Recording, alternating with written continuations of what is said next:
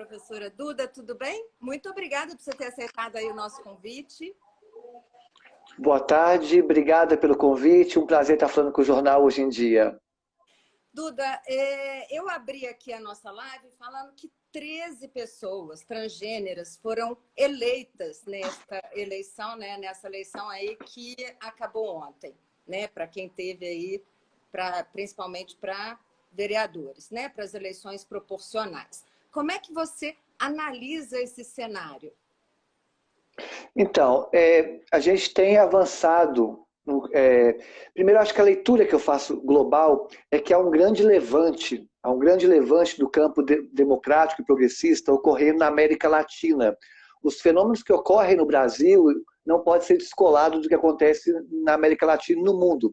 Vamos entender que no Chile teve um levante popular que conseguiu sepultar a constituinte ditatorial do Pinochet e propor uma constituinte popular, né? Na Bolívia, a gente teve também, né, o povo conseguiu barrar o avanço do golpismo.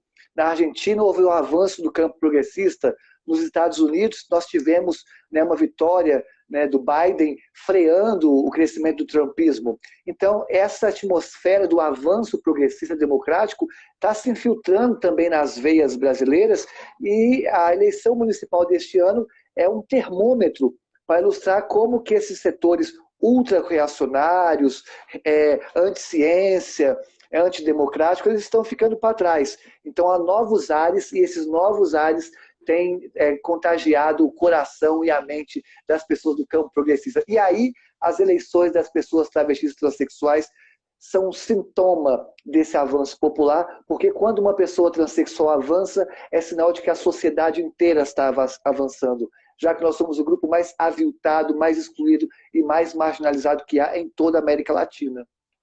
Bom, já que você falou aí desse cenário político, né, diante do mundo, inclusive, a gente tem agora uma transição nos Estados Unidos em que o candidato eleito, Joe Biden, ele acabou de nomear uma transgênera exatamente para poder fazer essa transição e que vai ficar responsável pelo Departamento de Defesa.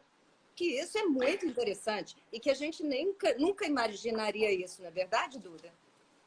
Isso é importante. Importante, sobretudo, para tirar um pé atrás que a comunidade travesti e transexual tinha em relação ao Biden, porque a vice dele, enquanto foi, se não me engano, secretária da Justiça, não sei o cargo certo, mas fique fazendo uma analogia com o Brasil, quando ela foi secretária da Justiça,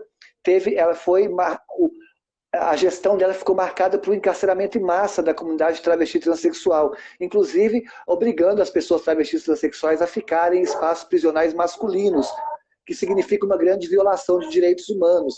Então nós tínhamos um pé atrás em relação à gestão Biden nesse aspecto, embora sabendo que é melhor, sem dúvida, do que o governo Trump, mas tínhamos um pé atrás e essa nomeação tira tira um pouco dessa preocupação que nós tínhamos. Pois e é uma militar transgênera, né? Então, assim, a gente vê que esse cenário ele realmente está modificando, não só no Brasil, mas em outros países também de todo o mundo. E a gente tem aí, você concorreu aqui com mais de 1.500 candidatos, ou seja, você teve aí uma concorrência muito grande, mas você teve, em compensação, né, uma votação recorde, 37.613 votos. Né? Como é que você esperava uma votação como essa? Então vamos entender que tudo é trajetória, né? Como fala o Guimarães Rosa, né, por meio do personagem Reobaldo no Grande Sertão Veredas, o jagunço Reobaldo, né, o que importa não é o ponto de chegada nem o ponto de partida, o que importa é a travessia. Então nós temos que avaliar a travessia. E nessa travessia tiveram alguns marcos importantes que deram fôlego e mostram por que nós tivemos esse resultado. Primeiro, em 2018, eu fui a primeira transexual da América Latina a disputar o cargo de senadora da República, terminando a eleição como a quarta mulher mais votada na história das eleições de Minas Gerais. Além disso, aqui em Belo Horizonte, eu idealizei e presido uma ONG chamada Transveste, que oferece educação gratuita para travestis e transexuais. Por essa ONG, nós criamos a primeira casa de acolhimento de pessoas transexuais em situação de rua.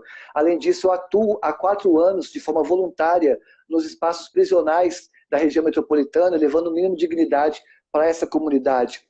E também sou ativista pelos direitos humanos e do campo ambiental. Sou vegana há 7 anos e tenho um histórico de luta ambientalista na cidade, né, no caso de Brumadinho e outros marcos importantes. Então, há toda uma história de construção, e a maior construção dessas é que eu sou professor há 20 anos. Há 20 anos que eu dou aula, e o meu papel em sala de aula é, sobretudo, um papel político, já que eu trabalho com a formação de novas consciências. Então, toda essa construção pavimentou a possibilidade de a gente nos tornar a pessoa mais votada da história das eleições de BH. Então, não é o ponto de chegada e nem o ponto de partida, como fala o Riobaldo, é a travessia. E você esperava essa votação tão grande assim? Não esperava. Fiquei muito honrada pelo reconhecimento da cidade. Eu nunca fiz nenhum projeto social na cidade buscando um reconhecimento político. Todos os projetos sociais que eu fiz na cidade foram para responder uma pergunta que me questiona existencialmente, que é a pergunta: o que você faz com os seus privilégios? O que você faz com os seus privilégios? Para responder essa pergunta, você tem que saber quais são os seus privilégios, e eu entendi que os meus privilégios têm que ser colocados e compartilhados com a minha comunidade, que é a comunidade mais pobre que há no país. Não sei se você sabe, mas o Brasil é o país que mais mata pessoas transexuais do planeta. 80% dos assassinatos contra travestis transexuais ocorrem com uma violência exagerada, que é paus enfiados no ânus, corpos esquartejados, braços para um lado, seio para o outro. Dificilmente uma travesti é morta com um tiro só. Dificilmente uma travesti é morta com uma facada só. 80% dos assassinatos ocorrem com uma violência absurda. A nossa luta é que nos matem com um tiro só, nos matem com uma facada só, que não enfiem paus nos nossos anos após a morte, né? Então, além disso, 90% das travestis transexuais estão na prostituição. Nós somos expulsas do mercado formal de trabalho. 91% das travestis transexuais não concluíram o 2º grau, o ensino médio, porque a escola muitas vezes é um espaço de reprodução de violência, ódio e intolerância contra nós, pessoas transexuais. 41% das travestis transexuais do país com HIV. E, além disso, estima-se que a nossa expectativa de vida não supera 35 anos. Esse é o grupo de onde falo, esse é o grupo de onde venho. E aí eu pergunto: o que eu faço com meus privilégios? De ter feito um curso superior, né, de ter um trabalho remunerado e carteira assinada. Eu tenho que usar esse privilégio para compartilhar com minhas companheiras. Então, todos os projetos sociais que eu fiz foram na busca de compartilhar meus privilégios. E o resultado que nós tivemos foi o resultado nas urnas. Mas esse resultado na urna é infinitamente menor do que o resultado que nós tivemos no ponto de vista da melhora da saúde de muitas companheiras travestis transexuais de BH. E como é que você pretende dar andamento aí à sua ONG durante o seu período e seu mandato na Câmara Municipal? Eu penso que eu vou deixar a Transveste encaminhar por conta própria, outras pessoas administrando, e penso criar outros projetos sociais. Não sei até que ponto pode se atrapalhar, mas eu já estou com algumas ideias aqui agora e pretendo, por exemplo, criar um outro pré-vestibular. Todas as atividades que eu faço são gratuitas, trabalho voluntário. Eu pretendo fazer uma agora atuando com os catadores de material reciclado nas cooperativas, levando também educação para esses espaços. E quais são suas propostas? São múltiplas. Eu lancei mais de 50 propostas para a cidade, né? Minhas bandeiras principais são educação, porque sou professor há mais de 20 anos, meio ambiente, moradia e geração de renda, né? E para a educação, Belo Horizonte decaiu, né? Piorou nos últimos 2 anos, segundo o IDEB, que é quem mensura a qualidade de ensino no município. Isso mostra que, infelizmente, a educação nunca esteve no protagonismo. Então, nós temos que colocar de novo a educação no protagonismo das políticas públicas, fazer uma bancada de educação, uma bancada do GIS. E eu tenho como projeto, né, primeiro, a Escola Sem Veneno, que significa ampliar, quer dizer, garantir e depois ampliar a cada ano a quantidade de alimentação orgânica na merenda escolar. 10% a cada ano, aumentando a quantidade de alimentação orgânica na merenda escolar. Com isso, em 10 anos, teremos uma escola sem veneno, sem agrotóxico, né? E a alimentação proveniente da agricultura familiar. Além disso, defendo também para o campo escolar distribuição gratuita de absorventes nas escolas municipais, porque, infelizmente, 22% das adolescentes de 15 a 17 anos não têm acesso a produtos de higiene menstrual no Brasil. E as adolescentes perdem, em média, no Brasil, 40 dias do ano letivo por não ter acesso a produtos de higiene menstrual. Nós temos que discutir pobreza menstrual no Brasil. Então, há quem diga que isso não é um projeto de um vereador. Mentira! No Rio de Janeiro, o Brizola Neto, que é neto do saudoso Leonel Brizola, que fundou o partido a que faço parte, apresentou esse projeto, foi aprovado em primeiro e segundo turno. Quando o Crivella foi assinar, entrou a pandemia. Faremos o mesmo. Na rúbrica da educação, na rúbrica da saúde, vamos garantir distribuição de absorvente nas escolas municipais. Né? São tantos projetos, você pode pincelar, senão ficaria uma hora aqui. Mas esses dois eu tenho um carinho muito grande por eles. Bom, você já falou aí desse cenário, né? Principalmente dessa questão dos transgêneros, né? E como é que você pretende encarar, por exemplo, na Câmara Municipal, o segundo vereador mais votado? Hoje ele deu uma entrevista, né, e te chamando pelo nome masculino. Como é que você vai lidar com essa questão do preconceito? Como é que você vai lidar com essas questões políticas, né, dentro inclusive com a sua própria pessoa dentro da Câmara Municipal de Belo Horizonte?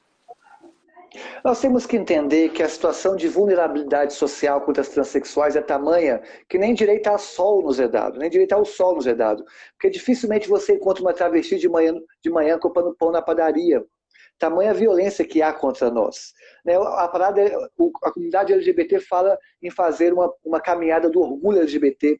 Para nós, travestis transexuais, a caminhada do orgulho transexual é até a padaria, porque você não consegue mensurar a quantidade de violência que nós recebemos a sair daqui até a padaria, violência nos olhares, que nos exotifica, hipersexualiza, ridiculariza, até desbocar na violência física. As pessoas naturalizam encontrar travestis transexuais somente na esquina de madrugada e na prostituição. As pessoas acham isso natural, né? Tamanha a desumanidade que há. E, no caso, então, os espaços não são feitos para nós. Os espaços de poder, menos ainda. Então, sempre a gente tem que chegar chutando a porta e impondo respeito.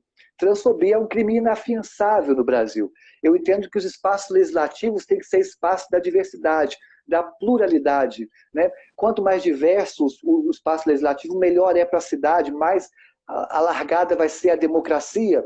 Então, é muito bem-vindo os conservadores, os liberais, os comunistas, os socialistas, os progressistas. A diversidade faz bem para o debate público, que briguem as ideias e não as pessoas. Então, eu fico feliz, porque o fogo ele surge do atrito. Eu mostro a tese, o lado de lá a antítese e chegamos à síntese. A política é o espaço de buscar consensos. E é isso que eu vou fazer. Então, é bem-vinda a diversidade. Agora, o crime é algo que, se houver um crime contra mim, a pessoa vai ser presa, é um crime inafiançável. Né? Aí nós temos que seguir. Quem é conservador, a base do conservadorismo é um respeito às instituições. E a lei é uma instituição também. Né? Então, nada se justifica a violência contra uma pessoa transexual. Então, se essa pessoa se assume conservadora, vai ter que respeitar. E se não fizer, vai ter que ser presa, que seria uma perda para a democracia, já que recebeu uma votação substancial da cidade. Né? Exatamente. Porque, na verdade, dentro das entrevistas que o vereador eleito Nicolas Ferreira coloca, ele fala que ele vai ser uma muralha e que ele não vai aceitar projetos e pautas progressistas na Câmara Municipal. Então, você pode enfrentar mais um embate, né, ou vários embates durante as sessões lá na Câmara. Toda essa trajetória, ela já te preparou para isso? Já, e esse rapaz aí o partido dele é ínfimo, né? É um partido desprezível, assim, um partido que não tem uma relevância na Câmara Municipal. Agora, então o debate é muito mais profundo. Eu não estou preocupada com esse rapaz ou como ele vai me tratar. Eu estou preocupada com quais projetos ele pode apresentar para combater o déficit habitacional da cidade. Eu não estou preocupada em discutir essas questões que causam histeria social. Eu estou preocupado em gerar renda e aumentar a qualidade de ensino de Belo Horizonte. Eu estou um pouco me ferrando para esses debates técnicos que configurou a Câmara do ano passado. Eu quero mostrar que Belo Horizonte tem um déficit habitacional absurdo e que há inúmeros prédios abandonados no centro de Belo Horizonte e nós temos que lutar para que o prefeito cobre o IPTU progressivo nesse espaço. E se em 5 anos, cobrando o IPTU progressivo, esses espaços continuarem vazios, nós vamos ter que transformar esses espaços em moradias populares. Nós vivemos a maior crise econômica da história, recorde de desemprego, recorde de trabalhador informal, recorde de empresas inadimplentes. É esse que é o debate. Eu não vou reduzir o debate a questões histéricas de setores que gostam de fazer cortina de fumaça para que mantenha as estruturas de desigualdade social no país. Então, não esperem de mim um debate fervoroso com esse tipo de situação, porque esse debate não me toca. Pelo contrário, eles podem falar o que bem entender. Se me chamarem para conversar sobre o combate ao desemprego em Belo Horizonte, sobre a população em situação de rua que aumenta absurdamente, aí eu estou pronta para conversar. Agora, para conversar sobre isso que eles chamam de escola sem partido, etc., não vou gastar um centavo meu para discutir essas questões. Eu tenho coisa mais importante. Como fala o Bertolt Brecht, dramaturgo alemão, primeiro o estômago, depois a moral.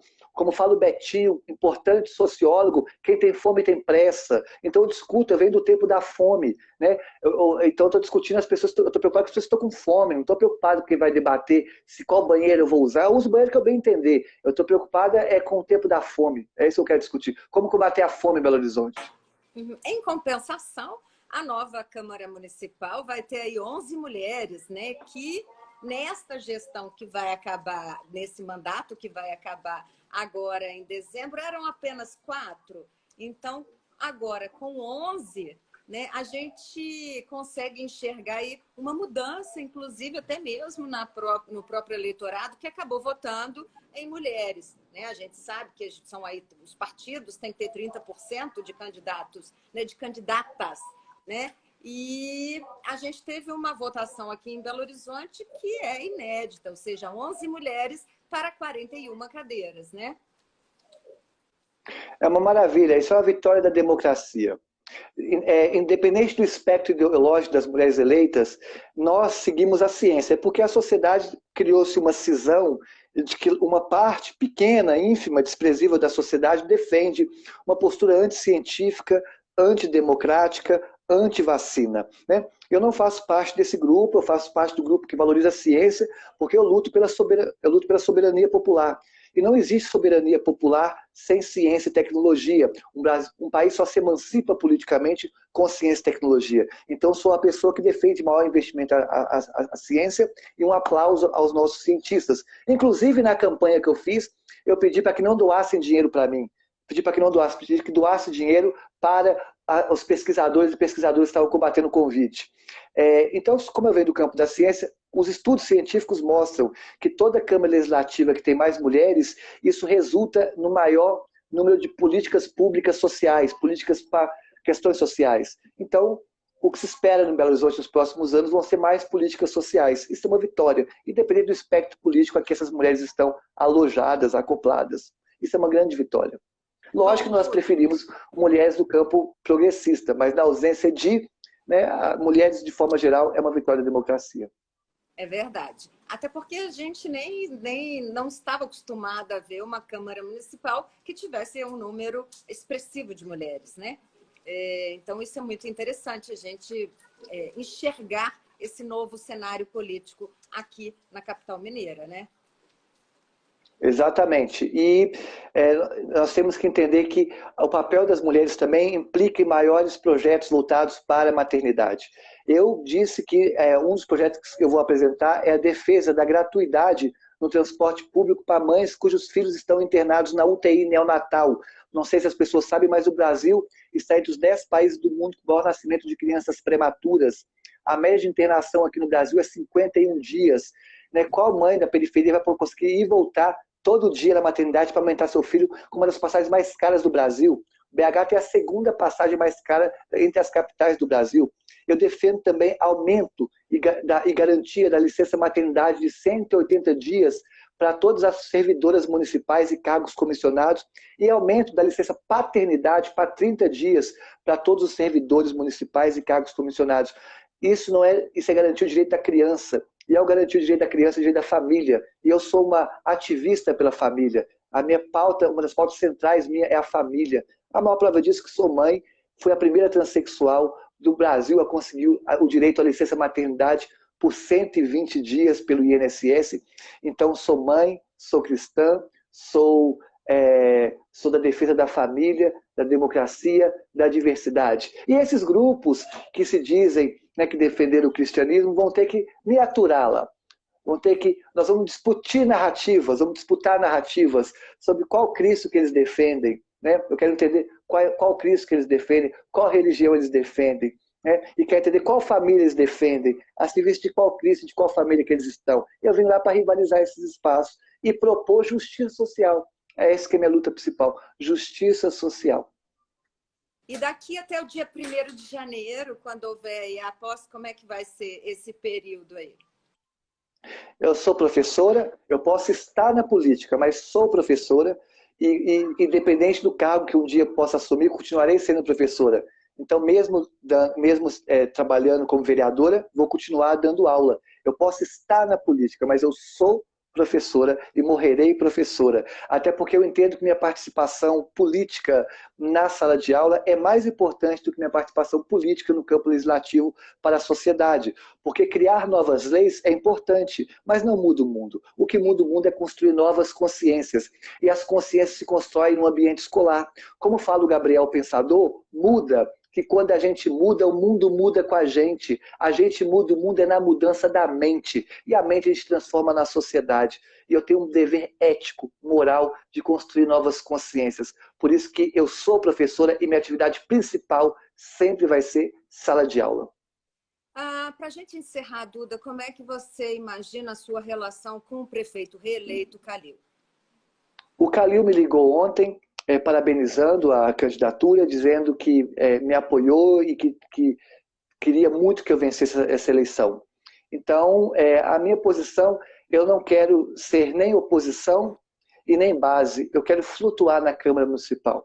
E flutuando é justamente buscar o caminho voltado para a justiça social. Se o caminho para a justiça social vier proposto pela oposição, estarei lá. Se o caminho para a justiça social vier oposto da base, também estarei lá. Eu vou flutuar porque nós, pessoas travestis transexuais, dificilmente ficaremos presos numa caixinha. Nós já subvertemos todas as regras e padrões da sociedade. Não espere da gente ficar preso entre o azul e o rosa, já que há uma diversidade, um espectro muito grande e nós flutuamos entre eles. Assim é a nossa identidade. E assim é a nossa política.